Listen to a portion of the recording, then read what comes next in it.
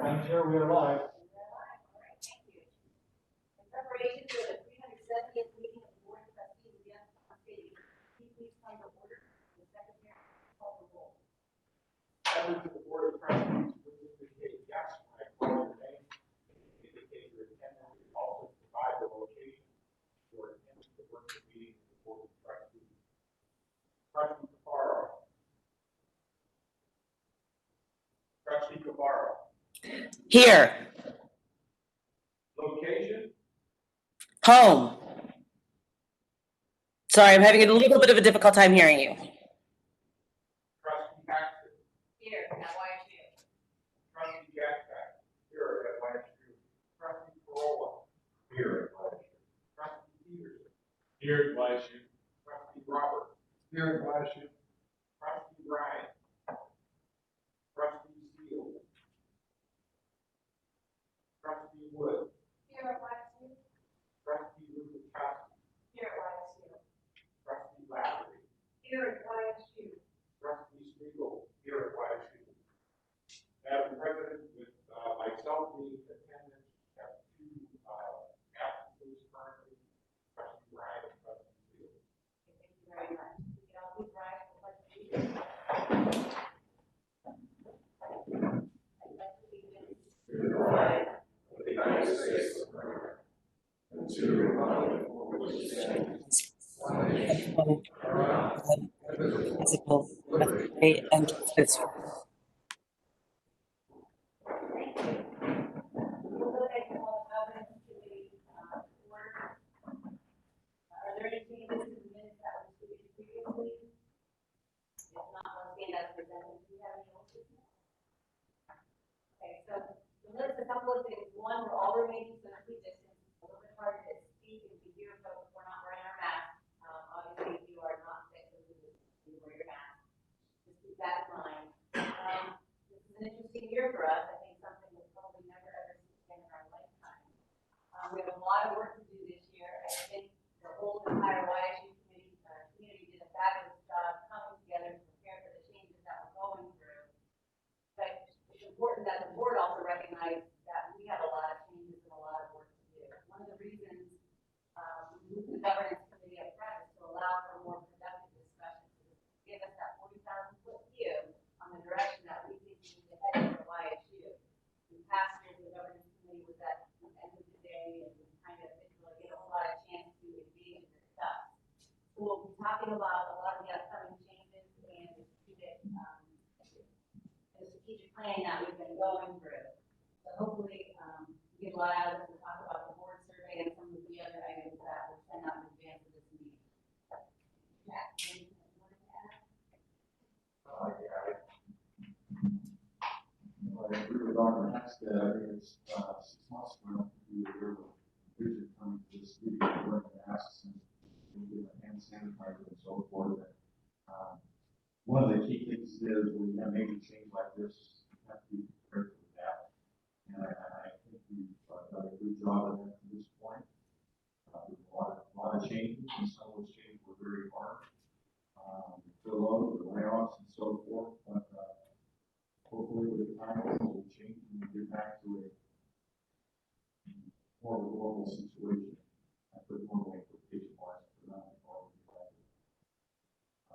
past, but just the work that Mike did with everybody here at the university as far as getting this set up, and just took a lot of work, I'm sure. So we appreciate that. So I'm looking forward to the meeting.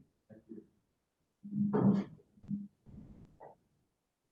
Thank you, Madam Chair, and really on behalf of our entire YSU family, we can't thank everyone enough for the work that's been put in, beginning with the patience and diligence and so forth of our students. They've hung in there. You can tell they really want to be back engaged with their faculty. They want to be back engaged on campus. We know that it's not in exactly the same form that it's always been, but it's sure better than being at home and doing everything virtually. Our faculty has done a great job of preparing 5 different modalities for very high quality instruction as we are in now the week 3 of our academic year. It's just fun to see as you look on campus. Our students are doing a great job with their social distancing and masks, and you can see the twinkle in their eyes, even with their masks on, that they're excited to be back on this campus. We know that, as Max had said, we've got a lot of work to do in the midst of all of the adjustments that have been necessary. We still have a lot of strategic work to do, a lot of things that we're dreaming about and so forth that are really not related to this pandemic situation. And can't say enough about our IT people and our employees and everyone on this campus has worked extremely hard and are ready to have a great semester. With that, we'll move on to the governance discussion items. The first thing we wanted to talk about was the reaction to the survey that was sent out to trustees. Mike, do you want to take that?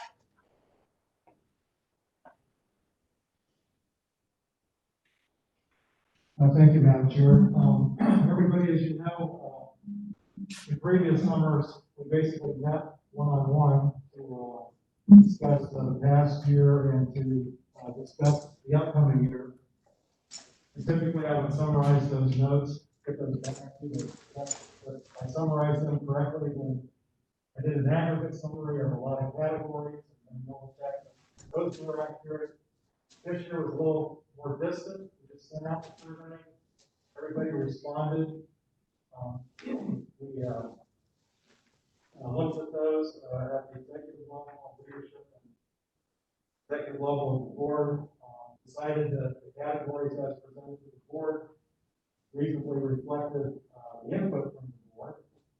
Several trustees connected with Chair Hackstead, made some comments about those summary items, and we made adjustments then to the survey results that are in the packet.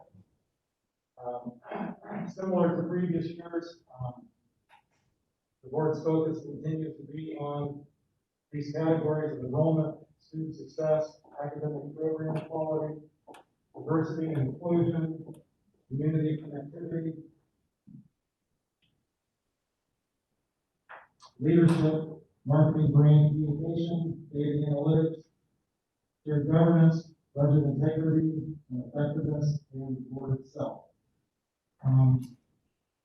As part of this meeting, a little bit later on, we'll really focus on market brand communication strategies, as well as enrollment from a sustainability perspective. I think at this point in time, we had intended to hear any additional comments, thoughts, or ideas from the board related to the survey results. So the board had an opportunity to discuss as a board those results as the board sees fit. So, Chair Hackstead? Any comments from trustees on the survey? Suggestions or things that you felt were left out? You know, I was kind of, I guess, pleasantly surprised that really it seems like all the trustees are on the same page as far as what we need to see going forward. And I think Mike did a great job tabulating and compiling the results, but are we good to any trustees if you have any comments about this? Speaking, I have one comment. There was quite a few mentions here online, and things like that. We had a big discussion about a year or so ago with the business school, and a presentation from an outside firm that said, I forget the numbers, but 80+% now of MBAs are done online. A lot of schools that do this way, that Youngstown had a good opportunity to capture part of the market share in Northeast Ohio and Western Pennsylvania. We did that. I don't know how far we progressed on that, but this is, I think the last few months is kind of a wake-up call for that. I think it's what I hear around the country is it's pushing more and more people this way faster. The technology's already been there. A lot of schools have moved in that direction, and I'm just curious if we have a discussion on where are we, because I know we had that discussion, sort of, and I think we had to experiment with it over the last 2 months, but just wondering how big of a push do you think this is going to be, and what changes does that require for school? We'll note that as an item to discuss further. Do you have any updates on that now? We could do that. Robinson.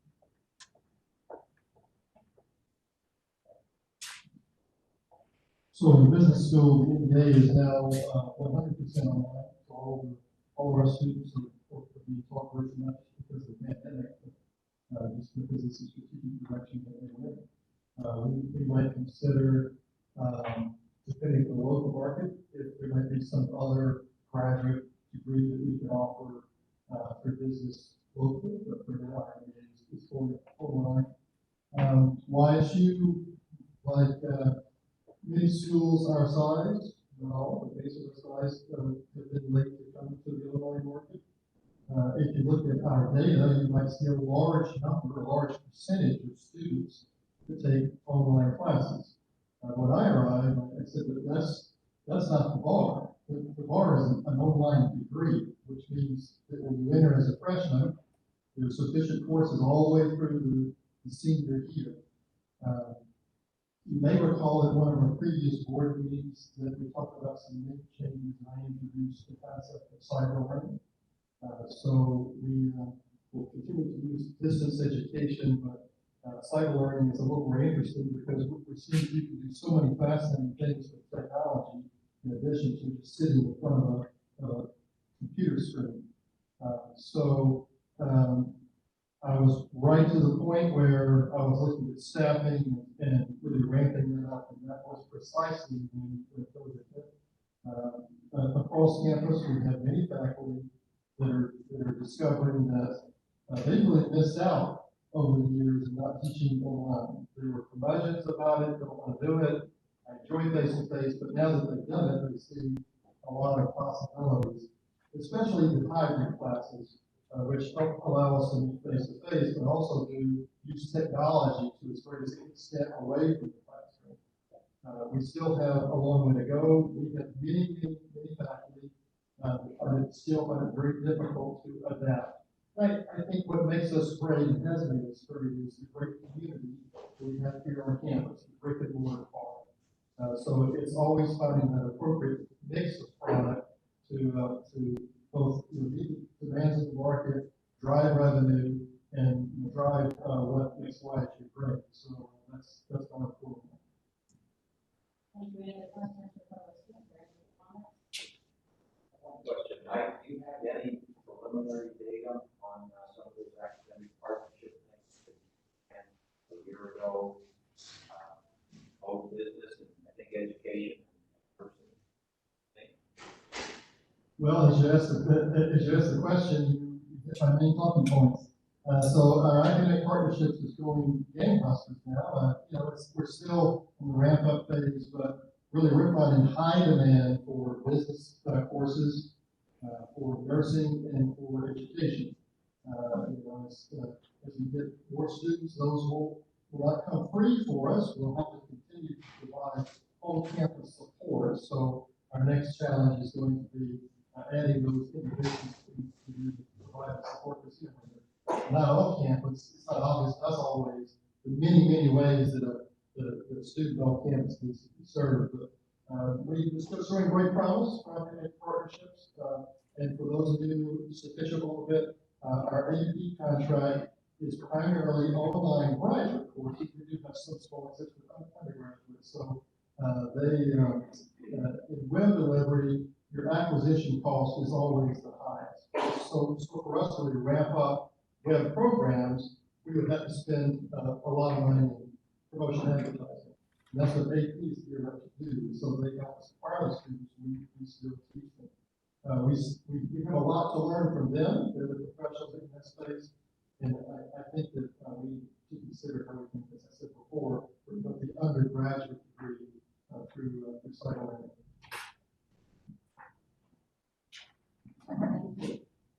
I think it's important that we keep these survey results top of mind and formulate structured discussions at our meetings going forward. So it's not a one-time survey that goes somewhere else.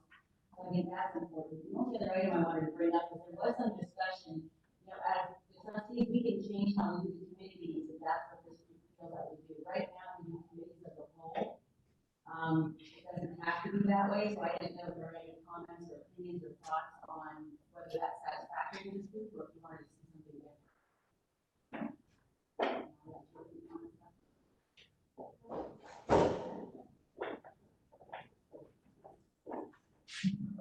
maybe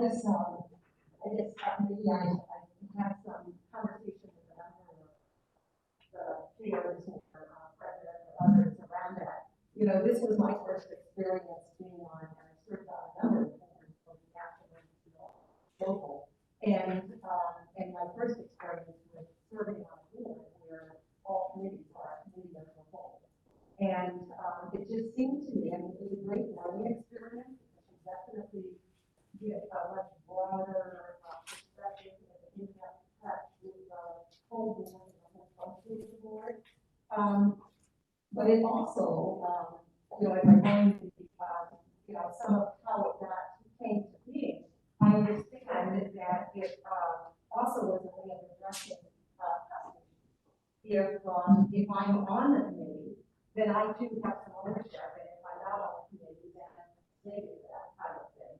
But in my view, I think we are mature enough as a board. I think we have, you know, enough talent across the table that it would give us the best ability to use that talent at our committees with, you know, with greater responsibility and so forth, and allow for more in-depth exploration. I think that's the biggest challenge for me, is when we come together as a board of the whole, very difficult to spend a lot of time learning ahead of the issues that we're concerned about, getting through the agenda quickly and getting to the next meeting. So I, again, am a big proponent of transitioning to the idea where our committees function, they give report to the board. The board can still adopt matters that have to be adopted, but the in-depth work and the true understanding of what happens across the campus and the input that's important for people to hear can be summarized.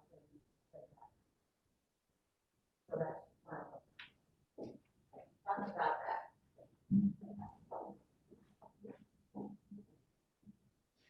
Comments and thoughts from other trustees on whether that.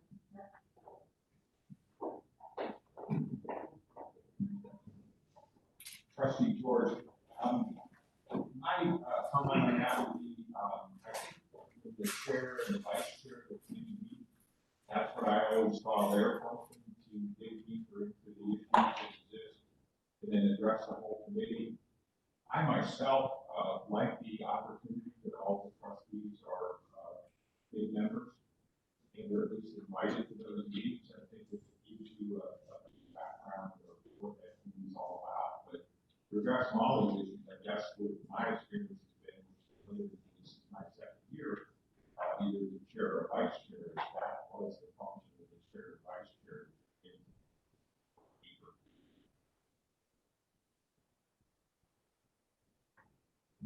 Other comments? Ideas, thoughts on that? I appreciate Molly's input, and I understand where she's coming from. I think she makes a valid point. The one thing that the committees as a whole do that allows us to understand and not duplicate work repeatedly. That is the one thing that I like about the committees as a whole, because you are engaged in the entire process versus if you're not at that committee and you have to redevelop it and go through it all again. That's just my perspective of it. I think, especially for new trustees, it's a great learning opportunity because you participate in everything. And I think it accelerates the learning curve for them. But open to ideas or suggestions from anybody else.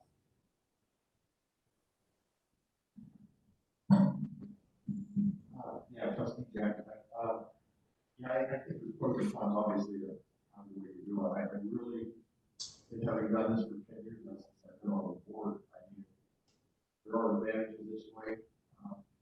I agree with trustee George. I mean, you have the chair and the vice chair. Every job is to dig deeper. I always appreciate the fact that we can sit around the table and know what's going on across the university and see it all.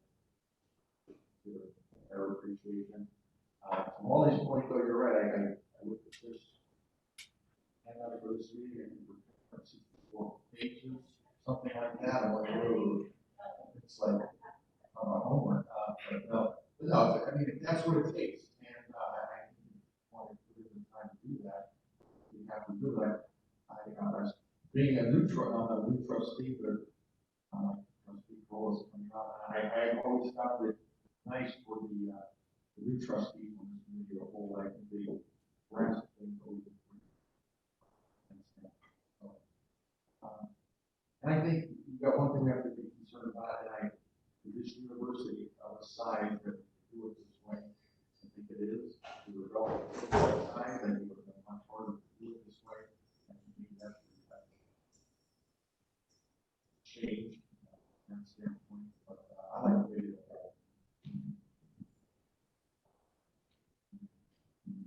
President Bessel.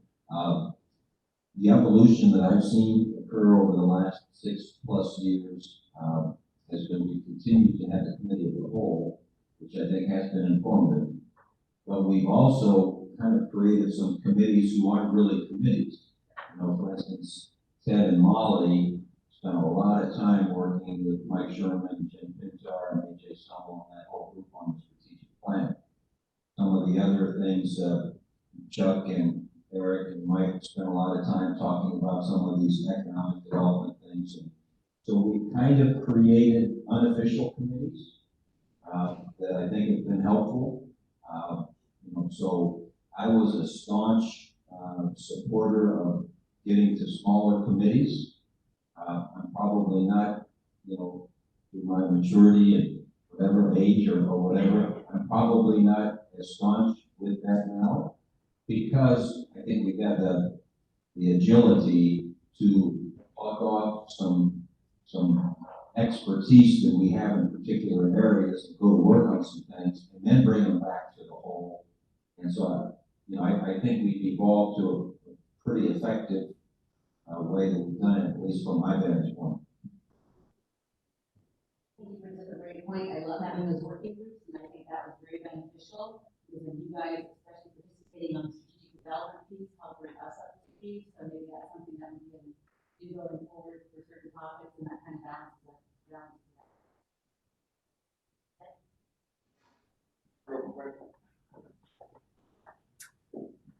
Ted Roberts. I appreciate the conversation, and it's an ever-evolving conversation as we move along. But I appreciate the committee of the whole as well. Just as we want our students to graduate as a wholly educated student, to be a well-rounded citizen, I think the committee of the whole keeps us well-rounded. All-rounded. Thank you. All right, I think we can balance both of them. Any other comments on this topic? Folks, sorry to interrupt. I just, can you guys hear me? Hello? We're having a very, very difficult time hearing you. And it's my understanding that it's even worse for those individuals that are watching online. So if there's any way to utilize, or I think at the beginning, Mike may have said that you could pass around the microphone. Anything that you guys can do, I know that, you know, it's a large room and you're trying to socially distance, but the echoing is really causing issues. I have an ear problem right now. I can barely hear with my earphones in. And I know that it sounds like the quality has diminishes when it goes online. So whatever you guys do, because the people that are watching can't hear you. Thanks for letting us know that we actually are passing around the microphone, so I don't know if there's some other technical, I think we're gonna work on it behind the scenes. So I apologize for that. It's okay. I know we have limitations when it comes to the technology, but. Okay. We will work on that. If we don't mind taking like a 5-minute break, Okay. we have a solution. Okay. So we're gonna take a 5-minute break. We think we have a solution. We'll be back in 5 minutes, okay? Thanks, guys. Thank you.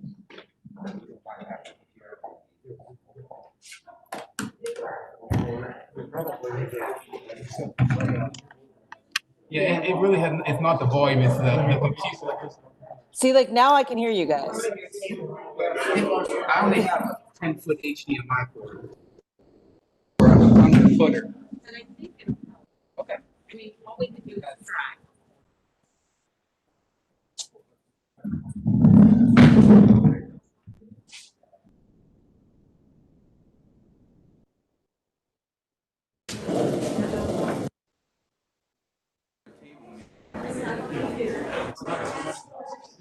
Yeah.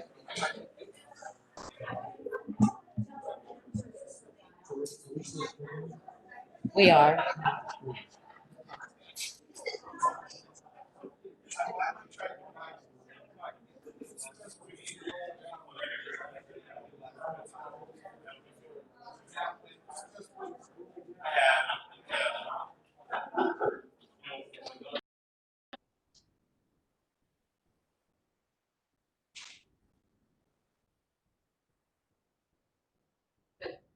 We're good.